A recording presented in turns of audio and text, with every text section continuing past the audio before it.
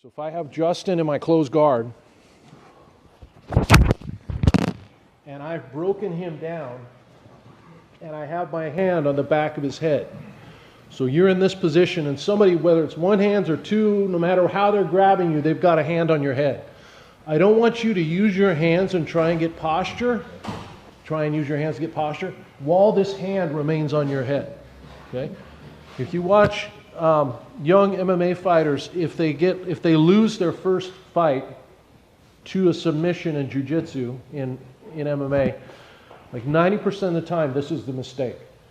They get a takedown, they get in close guard, their opponent, who's a jiu-jitsu fighter, has their hand on the back of the head. They try and posture without clearing that hand, and then they get caught in something. So simple rule, if you get caught here, pull the hand off your head, and now get posture.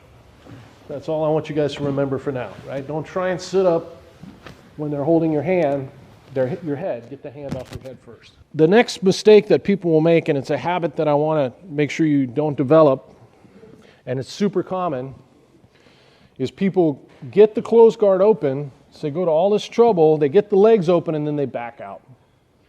And they back out to pass. So you stand up, you back out a little bit to pass because you've gone through, a lot of it is just because you went through all this work and you don't want to get put back in a closed guard. So you're trying to get out of there. But it makes no sense logically, right? Because my goal is to get closer to him, not further away. As soon as I back up, that just gives him a chance to get his feet back here between him and now I have to deal more with his open guard. So want to get in the habit of, if possible, especially when we're opening low like this, to take it immediately into a pass. Okay, so I'm just going to show you two here real quick. So we're here, engage the shoulder, get base posture, unlock the legs. As soon as that leg unlocks, I'm going to move my leg out of the way and I'm just going to use my body weight to pin his knee to the mat. Okay? So just my body weight, get my thigh out of the way, and then I bring my knee over and I drop. And I get all my weight on top of him here. Okay? This hand, I'm going to come across to the back of his head to make it harder for him to extend his body away. And now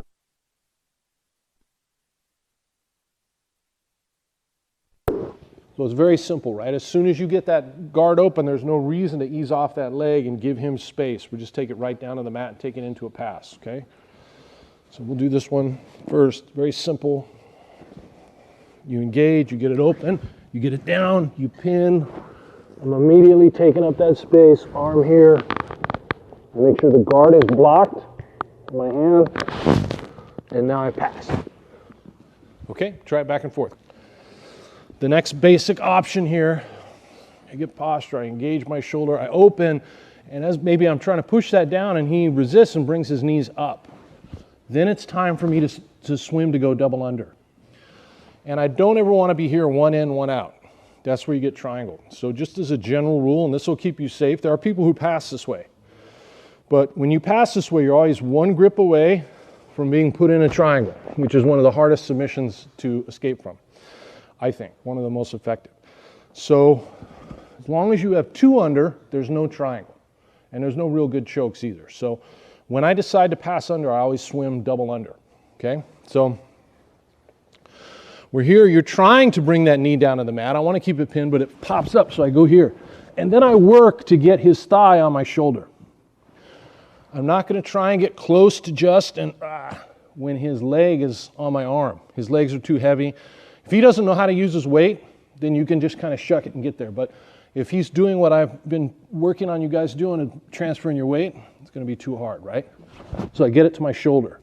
Now once it's on my shoulder, I connect to him. Okay? My other hand I'll talk about in a minute, but it stays here.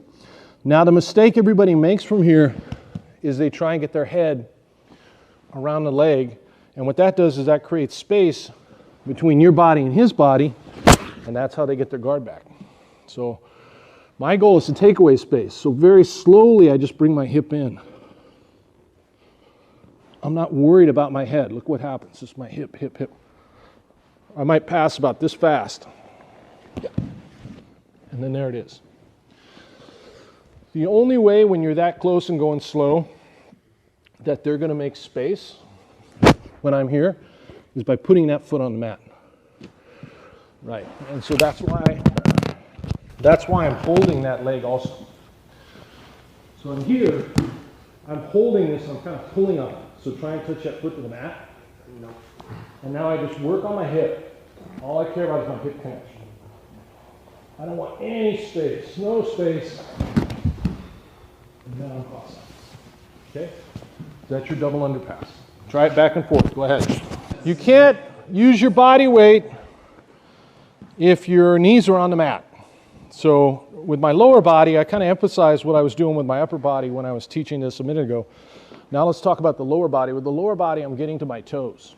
Okay, so once I get it to my shoulder and I grab, I'm getting onto my toes. And now I'm going to shift my weight from kind of neutral to my left hip.